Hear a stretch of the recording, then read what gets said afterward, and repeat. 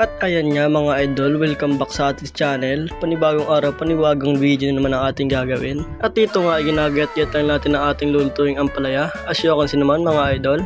At pagkatapos nga nating gayatin ang ating ampalaya, sinunod naman natin ang kamatis na siyang ating ilalagay sa ating lulutuin. At pagkatapos nga natin itong gayatin lahat-lahat, ay nilagay na nga natin ito sa isang lalagyan. Sa part na to ay sisimulan naman natin magpainit ng kawali para sa pagigisa ng ating bawang sibuyas. At habang nga tayo nagpapainit ng kawali ay binatinan rin natin ang ating ilalagay na itlog. 3 itlog nga pala ang nalagay dyan natin mga idol. Ayan, asyokansi naman.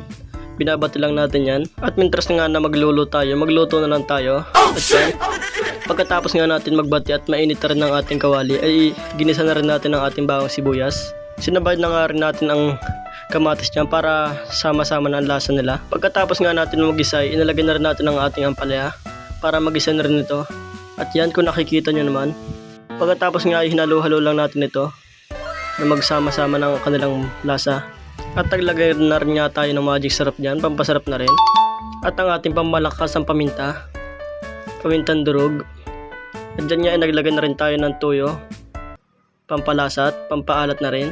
Hindi ko na nga pinakaramihan nito dahil baka mapasobra naman at baka mapagaya sa girlfriend dong may toyo. Nilagyan ko na nga rin ito ng tubig na pang sabaw nito. At yan, nilagyan lang natin ito ng konti.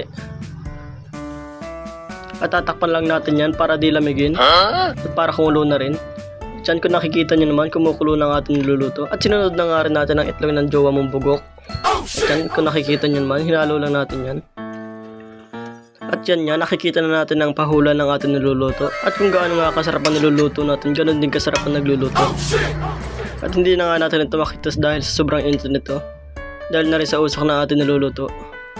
Yan, asyokansi naman mga idol, habang tumatagal, nakikita natin ang sarap at ang linaw ng ating niluluto. Hanggang dito lang ang video natin mga idol. Thank you for watching!